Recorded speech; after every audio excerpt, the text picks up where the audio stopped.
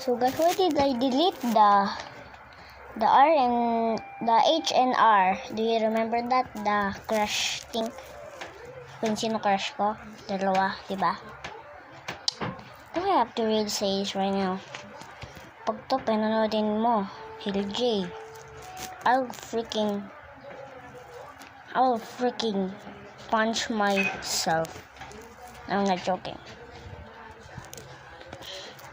Bro, if you watch this video, do not send this to your crush or else your crush gonna broke up to you.